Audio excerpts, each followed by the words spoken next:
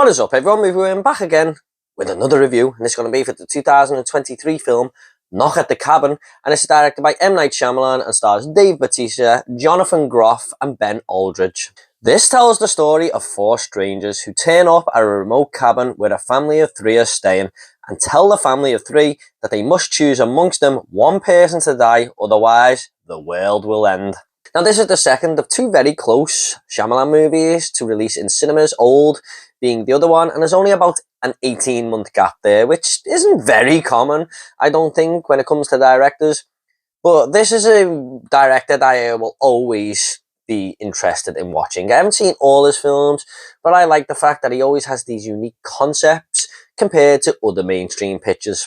Now, this is a story I've wanted to know the outcome of since seeing the trailer last year, and this is no different when the movie is actually playing. I mean, you're constantly thinking throughout what is going on.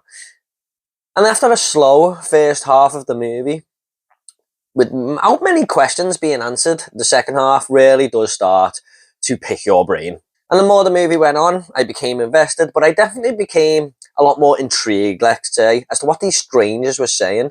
The film constantly pulls you in, even if it is at a steady, slow pace. And it really makes you question whose side to be on. This really reminded me of the movie Frailty. If you haven't seen that, I do highly recommend that. But that's basically about this guy who went home and tells his kids this big supernatural thing that happened. And one of the kids believes him, and the other one just thinks he's full of crap.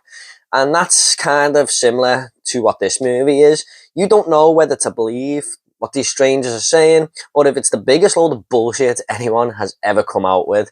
And the contrast is so heavy between which side to be on that it becomes really interesting for the viewer. And I like the way this worked with the couple in the movie as well, because one of them acts as each half as your brain, because one of them is just saying, oh, this is impossible, they don't believe it at all, and the other one is slowly warming to the idea as the story progresses.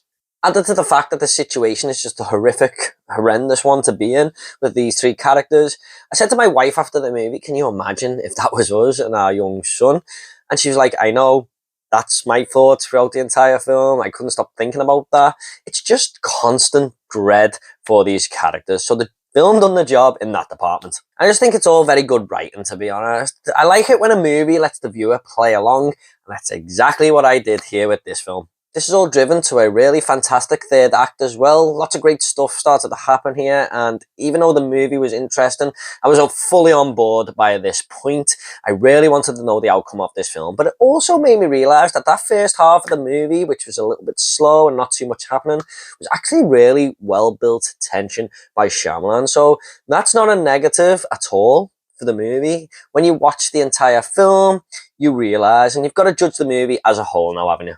This is all very much a one-location type movie as well, which can be effective if done right, and that is the case here. But I really like the fact that we just hear bits of outside noise, but we are, contained in this one place. Shyamalan has done this before with the movie Signs, which he done really well in there, and you can see some similar tropes here. This film has really helped along with its cast as too. All, and I mean all the cast members here, put a performance in. There was no one who really pissed me off or frustrated me, which is usually the case with at least one of the characters, but no, this enhanced the movie because everyone was really, really good. Dave Bautista is just on fire here too. He is the standout cast member, not just because of his screen presence, but his actual acting ability. I know he's done a few serious roles in the past, but I would really like to see him do more of these going forward. Leonard was one of my favourite characters I've seen him play. And the guy is probably the best wrestler turned actor for me. I just think he's got everything to be a star, and he already is one, but he's being one of them actors now that if he's in a movie, I'm probably going to watch it because of him.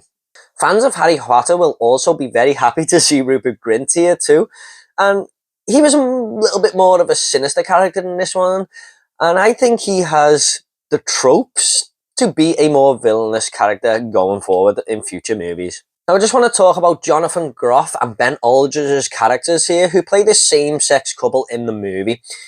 Now unfortunately this doesn't really sit right with some people around the world. You've only got to look at the episode 3 of The Last of Us, which has been getting review bombed compared to the other first 2 episodes. I don't care, you know. Unfortunately, this still happens, but I just go to the movies to have a good time. If the movie's good, that's all I care about. But what Shyamalan does here is actually use this as part of the story and integrates it really well into the film. There's some flashbacks that take place in this film for this couple, and they haven't had an easy ride. They've been prejudged by a lot of people in this movie.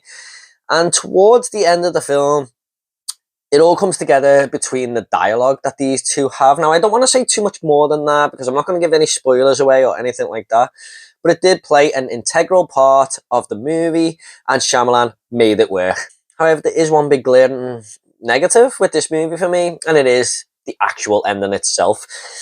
Which is a shame because, like I said, the third act was done really well, but there aren't many directors who can end movies like M. Night Shyamalan can. However, I do think this was one of his weakest endings, unfortunately, and it just really bugged me because I was enjoying myself so much throughout the movie that I wish he would have just worked on it a little bit. It's not terrible, and maybe it's me expecting a little bit more from this director, but it just felt a little bit flat there. As far as his films go, I would probably rate this as an above mid-tier Shyamalan movie. It's definitely not his best, but it's a really solid effort, and he gets a lot right here. I'm just going to go ahead and rate this movie now. I'm going to give Knock at the Cabin an 8 out of 10. I was actually going to give this a 7.5 out of 10, but I've bumped it up a little bit there because after seeing this movie, I actually can't stop thinking about it, and I kind of want to watch it again. It's an interesting one to say the least. Okay, at the end of these reviews, I always like to leave a little fun fact. Now, a fun fact for Knock at the Cabin is that this is actually based on a novel called The Cabin at the End of the World by Paul Tremblay. Yeah, it's the best one I could find, sorry. Okay guys, I hope you all enjoyed this review. Please consider subscribing and liking this video. It will really help me out. Have you seen Knock at the Cabin? Leave it in the comments down below if you have. What did you think of this movie? I'll try and get back to you all, I promise. And if you want more 2023 movie reviews, they'll be down below as well. Take it all easy guys, and I'll see you all in the next video.